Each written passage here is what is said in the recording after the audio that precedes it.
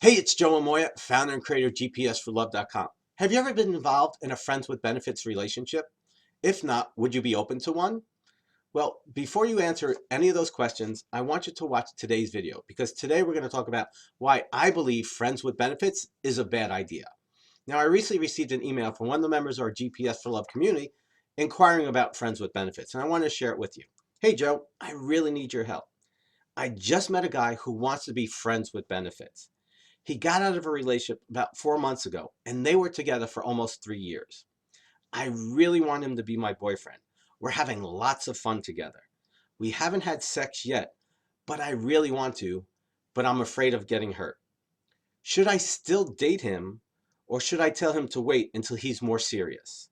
Now, he says he wants to be friends with benefits, but he acts like we're actually a couple and that we're dating. He even said that he first got together with his previous girlfriends through being friends with benefits first. What should I do? Please help, Jen. Well, the first thing we want to notice is that this guy may have started off with his previous girlfriends through friends with benefits, but he's not in any of those relationships. So it didn't really work. So friends with benefits is not a good idea if you're looking to have a long-term, happy and fulfilling relationship.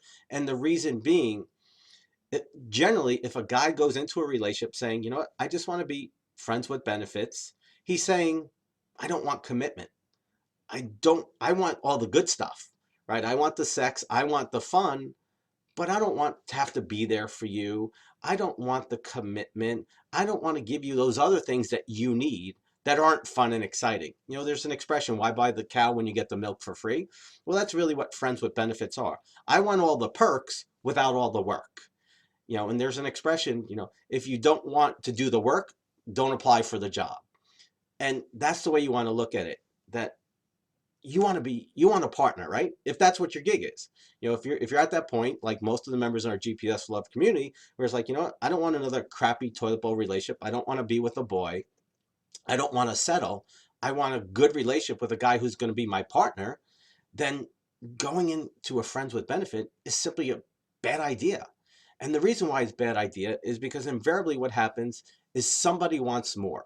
Somebody starts developing feelings and then they want more out of that relationship. And that works for both men and women. I've seen it happen where, the woman was like cool with it. And then the guy says, you know what?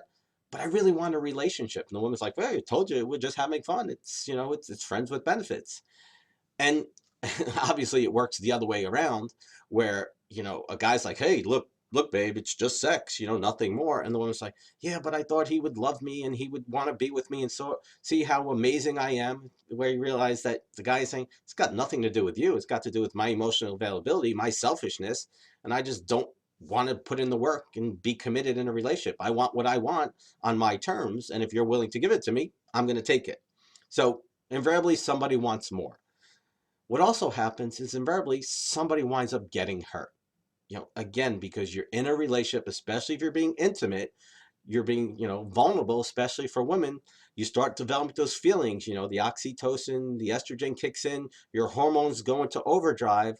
You start feeling that chemistry and you want more. It's simply natural. You want to bond, you want to connect, you want to build on that relationship even more.